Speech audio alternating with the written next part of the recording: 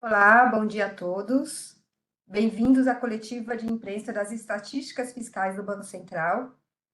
Nós estamos aqui com o Renato Baldini, que é o chefe adjunto do Departamento de Estatísticas do BC. O Renato vai fazer uma apresentação e, na sequência, abriremos para perguntas. Bom dia, Renato. Ivone, bom dia a todos. É, então, vamos lá, a apresentação aqui das estatísticas fiscais, dados até novembro. Começando pelo resultado, pelo resultado fiscal que aparece na tabela 1, né? Então, a gente vê ali que o setor público consolidado apresentou um déficit de 6,6 bilhões de reais em novembro. Esse déficit foi significativamente menor que o observado o ano atrás, em novembro de 2023, quando havia sido de 37,3 bilhões de reais. O resultado desse mês também foi o melhor para meses de novembro, né, desde 2021, quando o setor público consolidado havia tido um superávit de 15 bilhões. Então, é um resultado melhor para meses de novembro, né? Vocês sabem, nesse tipo de indicador tem uma sazonalidade, então a melhor comparação é sempre com outros meses de novembro, né, e dadas as diferenças sazonais que existem nos meses ao longo do ano. Bom, a gente vê também na tabela 1, né, os dados do governo central. A gente vê que ali o déficit primário do governo central foi de 5,7 bilhões, também foi bastante menor que o observado em novembro de 2023, né, que havia sido de 38,9 bilhões de reais. Ainda, né, descendo um pouco na tabela, os governos regionais foram superavitários em 405 milhões de reais no mês, um superávit menor do que foi alcançado em novembro de 2023, que havia sido de 2 bilhões. A gente pode passar para a tabela 2, vamos ver o resultado acumulado de janeiro a novembro, o acumulado no ano, portanto. E nós vemos que, nesse período, o setor público consolidado acumulou um déficit primário de 63,3 bilhões de reais. Esse déficit acumulado no ano até novembro foi maior que o déficit acumulado em igual período de 2023. Então, deixa eu bem, tabela 2, 63. Ele foi menor do que o acumulado no ano passado, que tinha sido um déficit de 119,6 bilhões de reais. E ainda considerando, né, o resultado acumulado no ano, até novembro, o governo central teve um déficit de 72,1 bilhões, esse também menor do que o verificado no mesmo período de 2023, né, quando o déficit acumulado para o governo central havia sido de 137 bilhões. E ainda também, nessa mesma base de comparação, o resultado no ano 2024 e 2023, os governos regionais tiveram, agora em 2024, um superávit primário de 17,9 bilhões e, no ano passado, no mesmo período, um superávit primário de 20,6 bilhões. Então, o superávit primário dos governos regionais se reduziu um pouco na passagem do ano passado para cá. Ainda nessa análise, mas na tabela 3, considerando o acumulado nos últimos 12 meses, nós tivemos no setor público consolidado um déficit primário de 192,9 bilhões de reais, que equivaleram a 1,65% do PIB. Nos 12 meses até outubro de 2024, né, até um mês antes, o déficit primário estava em 223,9 bilhões de reais, ou 2,01% do PIB. Então, houve, portanto, uma redução no déficit acumulado em 12 meses, E com isso, acho que vale chamar a atenção os dados que têm mostrado uma sequência contínua de reduções do superávit primário, do déficit primário acumulado em 12 meses, né, que vem sendo observado desde maio, mês a mês desde maio. Em maio, o déficit acumulado em 12 meses havia sido de 2,49% do PIB, e de lá para cá ele vem se reduzindo. Bom, passando agora para comentar os juros nominais apropriados, a gente vê na tabela 1 que, em novembro, os juros nominais apropriados corresponderam a 92,5 bilhões de reais. Esse volume foi menor do que o do ano, mês anterior. Né? No mês anterior, os juros nominais apropriados tinham sido 111,6 bilhões de reais, mas o resultado agora foi a apropriação de juros desse mês, de novembro de 2024, foi maior do que a de novembro de 2023, quando a apropriação havia sido de 43,6 bilhões. Nessa comparação com novembro do ano passado, a diferença foi influenciada principalmente pelo resultado das operações de swap cambial, que em novembro deste ano tiveram uma perda de 20,3 bilhões de reais, comparativamente a um ganho de 18,3 bilhões de reais em novembro do ano passado. Então, a gente teve ali, no passado você teve um ganho de 18,3 bilhões, esse ganho deixou de existir e ainda houve uma perda de 20,3. Então, a diferença, né, de juros apropriados no mês de novembro foi somando essas duas partes aí de 38,6 bilhões. Então, 38,6 bilhões foi a piora na apropriação de juros de novembro do ano passado para novembro de 2024. Bom, além do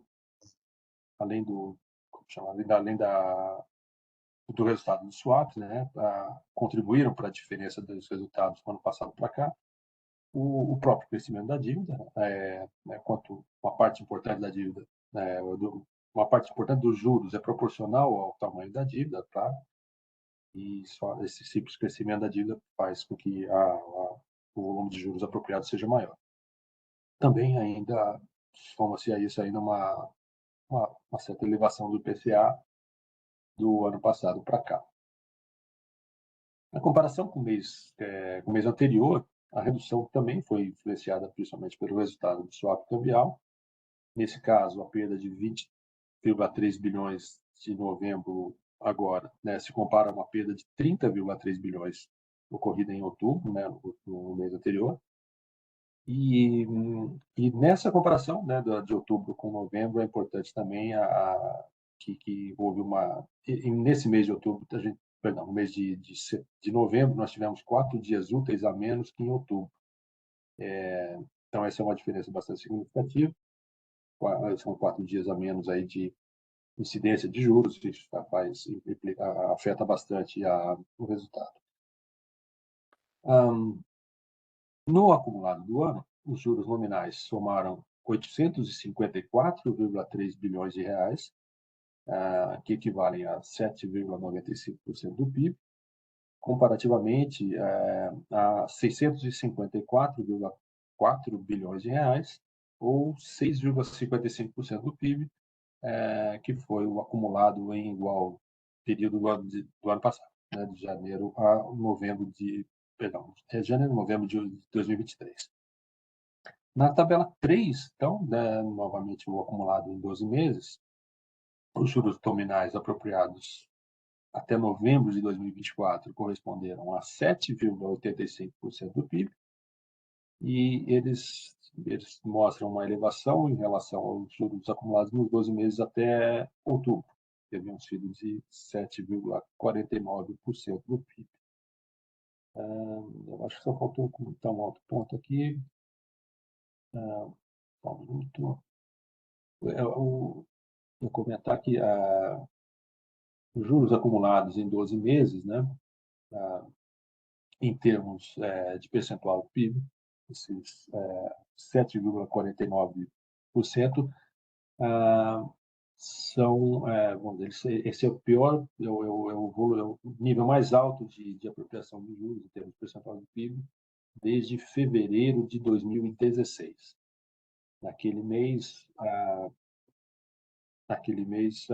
peraí, acho que eu falei só um número errado, perdão. Eu falei, inicialmente acho que eu falei corretamente, mas eu agora troquei. Agora, em novembro, os juros apropriados foram de 7,85% do PIB em 2 meses, né, acumulado em 12 meses. Esse é o pior resultado desde fevereiro de 2016, quando o acumulado em 12 meses havia sido de 8,52% do PIB. Tá? Bom, com o resultado primário e juros apropriados, a gente, considerando os dois, a gente tem também o déficit nominal, ou seja, o fluxo fiscal considerado-se tanto o resultado primário quanto os juros. No acumulado em 12 meses até novembro, o déficit nominal foi de 1,1 trilhão e ele correspondeu a 9,5% do PIB, mostrando também uma elevação em percentual do PIB relativamente aos meses anteriores, setembro e outubro. Naqueles meses, o déficit acumulado em 2 meses, o déficit nominal, né, havia se situado em 9,24% do PIB e em 9,42% do PIB, respectivamente, setembro e outubro deste ano.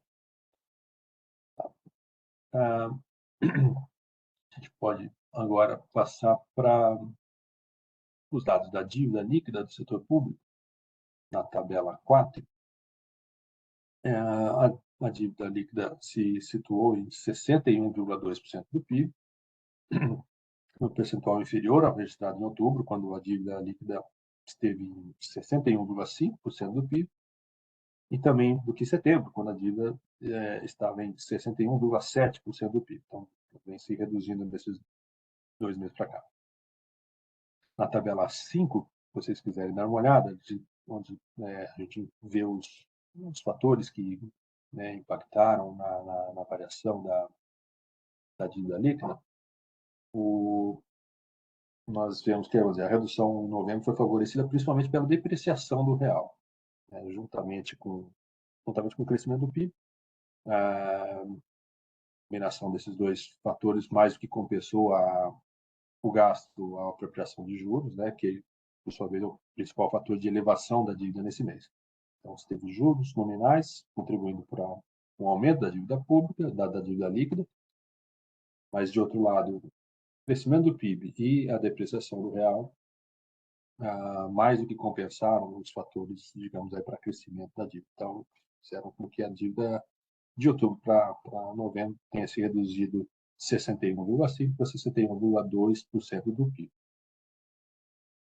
Que, bom, você sabe, eu acho, a questão da depreciação, porque o setor público é credor em moeda estrangeira e a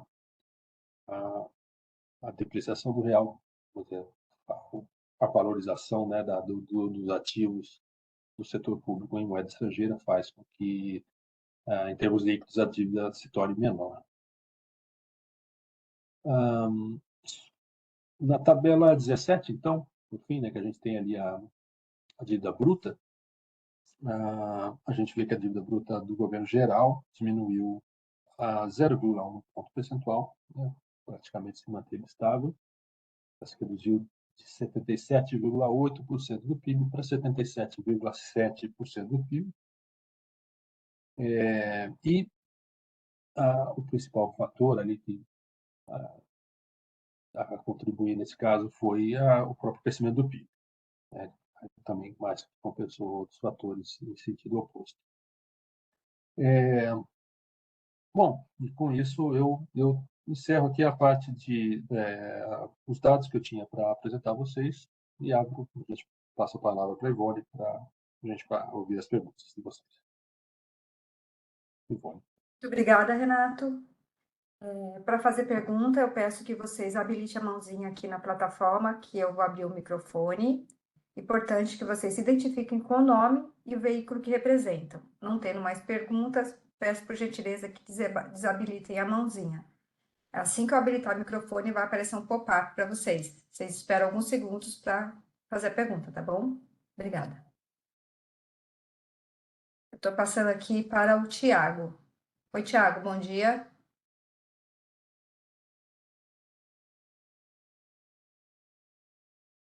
Tiago, você nos ouve?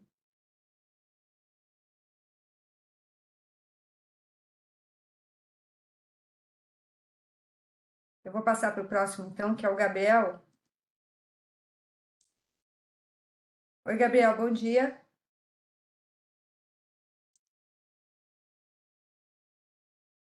Gabriel?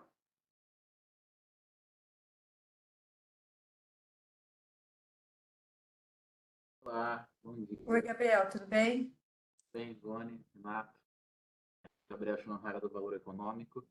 Só uma dúvida sobre a indicadores com PIB. Eles já estão atualizados com o número divulgado pelo IBGE do terceiro TRI? Só isso, obrigado. Gabriel, obrigado pela pergunta. Estava um pouco baixo, mas acho que você perguntou se os dados já estão revisados de acordo com a última publicação do IBGE, do PIB, né? E sim, a resposta é que sim. Neste mês a gente introduziu a gente fez essa revisão passando a utilizar os últimos números divulgados do PIB. Então a série já está revisada, portanto. Ok?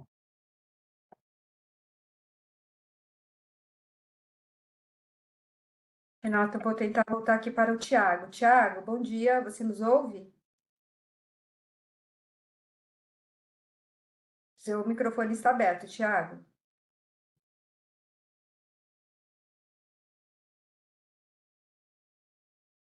Eu estou abrindo o microfone do Tiago e acho que ele está fechando aqui. Vou abrir novamente. Oi, Tiago, eu mandei a solicitação de abertura do seu microfone. Está aberto agora. Tiago? Infelizmente, o Tiago não consegue fazer pergunta. Tiago, Talvez ele possa fazer por escrito, né, Ivone? se você quiser, pode mandar. Tiago, se você quiser, você pode mandar aqui por escrito a pergunta. E a gente responde para você. No chat da própria reunião. Isso. É. Ele não está conseguindo o áudio. Estou escrevendo aqui a pergunta. Tiago, por favor, informe também de qual veículo você é. De qual veículo de imprensa.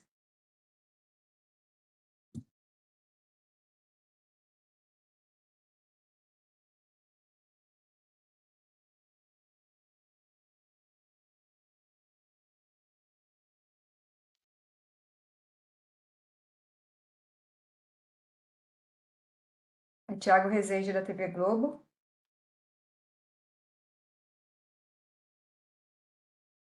O Banco Central tem o detalhamento dos dados das estatais por empresa. Tiago, não. A gente não faz esse acompanhamento. A gente ainda, assim, você sabe, né? O Banco Central produz as estatísticas fiscais no critério que nós chamamos de abaixo da linha, ou seja, que ele parte do nível de endividamento dos entes públicos, né? Seja o governo central, estatais, governos regionais, vamos dizer, a estimativa das nossas estatísticas é feita pela comparação do nível de endividamento desses entes entre dois períodos, né? Final de um mês, final do outro, final do ano, final do outro. E é diferente do acompanhamento que é feito pelo Tesouro Nacional, que é o acima da linha, que consiste em ir somando receitas e despesas de todos os entes públicos. Então, o Tesouro tem dados mais adequados para esse tipo de acompanhamento, que eles conhecem, vamos dizer, as despesas e receitas de cada estatal. Nós não temos esse acompanhamento. Deixa eu só... Obrigada, Renato. Tem aqui também uma mensagem do Márcio. O Márcio disse que não tem áudio. Márcio, de qual veículo você é. Você quer mandar a sua pergunta aqui por escrito? Deixa eu ver aqui, acho que ele já... O Tiago fez outra pergunta também. Então, vamos responder. Você quer que eu leia essa do Tiago e, na sequência, a Eu sua? acho que eu quero, porque eu vi ela, não estou vendo mais. Ela Aqui, deixa eu não achar. está mais. Qual o impacto desse rombo de 6 bilhões das estatais federais? Ele representa o impacto na dívida e na meta fiscal? Poderia explicar para a população a importância de ter um resultado menos negativo nesse item? Se se refere ao déficit das estatais, sim, digamos, não há, tanto, vamos dizer, tanto em termos de meta, primeiro assim, e antes de tudo, primeiro é importante comentar que o Banco Central não tem vamos dizer, a atribuição de verificar o cumprimento das metas, né? O arcabouço, da forma como ele está delineado, compete ao Banco Central produzir as estatísticas que são utilizadas para a verificação do cumprimento das metas. Mas quem faz essa verificação não é o Banco Central. Então, a gente não acompanha, digamos, em detalhe o cumprimento, né? Claro, isso faz parte a gente se informa sobre isso, mas não somos nós que teremos a preocupação de verificar se houve esse cumprimento. Esse cumprimento é complexo, vocês sabem, tem despesas que vão ser abatidas, etc. Mas, em termos do cumprimento das metas, a meta do arcabouço se refere ao governo central, né? Ela não considera déficit das estatais. Ele tem a sua importância em termos de resultado das próprias estatais, né? Isso impacta o setor público em algum momento, mas o que se considera, inclusive para as metas, é justamente o governo central e não o setor público consolidado como um todo, que aí sim incluiria as estatais, certo? Acho que é isso. Renato, eu estou aqui falando com o Márcio. Na verdade, ele está com algum problema técnico. Pelo que eu estou vendo aqui, deve ser do equipamento dele, porque ele está sem microfone.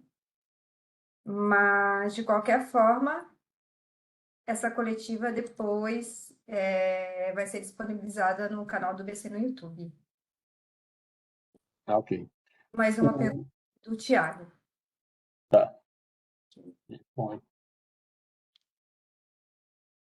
tem coisa para aparecer para mim aqui também, mas... Ele representa o impacto na dívida e na meta fiscal? Poderia explicar para a população a importância de um resultado menos negativo? Não, desculpa, essa pergunta já foi. Não, ficou faltando, ele ficou faltando essa parte da resposta sobre o impacto Bom, e faltou... mais da dívida e qual a importância de evitar déficit. Sim. O primeiro complemento aqui do que eu tinha falado, né? Quer dizer, assim, a meta geral, aquela, né, vamos dizer, que é a mais considerada, a mais conhecida, digamos, né? Ela tem uma meta para o governo central e é essa que geralmente é o highlight, né, na discussão de metas fiscais e tudo mais. Mas não é que não exista meta para as estatais, existe também, só que na LDO as estatais têm meta separada, uma meta própria específica para isso. E agora, então, claro, então assim, você pede para eu te falar para falar sobre a importância. É claro que assim, não há muito, talvez de novo a dizer, quer dizer, é lógico que o déficit quanto menor possível é melhor, né? Não existe sei lá, como o déficit em si não é algo de bom, quer dizer, ele acontece por razões diversas, por necessidades de financiamento do setor público, dos entes públicos, cada um deles. mas é sempre importante conter o déficit e não tenho muito a dizer sobre isso. Estou vendo aqui, Tiago, última dúvida, esse rombo das estatais de 6 bilhões até novembro, inclui gastos do PAC, que, de acordo com a LDO, podem ser excluídos da meta. Tiago, eu não tenho essa resposta. Sinceramente, a gente, como eu falei, a gente não tem um acompanhamento estrito das despesas das estatais federais, ou mesmo do resultado, né, do resultado deficitário. Não, eu não tenho essa informação. Eu não sei se eu acho que é uma informação que idealmente você deveria buscar lá com a Secretaria do Tesouro, né, que ainda não fez a divulgação ainda este mês, deve fazer nos primeiros dias de janeiro, quando eles vão divulgar o resultado, a estatística apurada pelo critério acima da linha, como mencionei no início. Ok? Só checar aqui se tem mais alguma pergunta, Renato. Só dar um acréscimozinho aqui, uma pontinha mais de informação. O colega está me dizendo aqui que assim, olha, esses dados, alguns dados aqui detalhados sobre as estatais, mais especificamente do que no Tesouro, né? Existe a Secretaria de Coordenação e Governança das Empresas Estatais, que é a abreviação disso é SEST. É a secretaria que tem dados mais adequados para verificação dos resultados das estatais. E a nossa sugestão é que vocês consultem essa fonte. Isso especificamente sobre estatais federais, tá bom? É isso. Obrigada, Renato. Só checando aqui se há mais alguma pergunta. Não temos mais perguntas. Sendo assim, podemos encerrar. Você teria mais alguma coisa para acrescentar? Não. Agradecer, né, a participação de todos, agradecer hoje e ao longo do ano, né? A gente encerra aqui então as apresentações de dados estatísticos de 2024. Esperamos voltar a nos conversar e tudo mais no final de janeiro. Tá? Um bom ano novo a todos, uma boa passagem de ano. É isso. Muito Obrigado. obrigada. Boa semana, bom ano para você e bom ano para todos.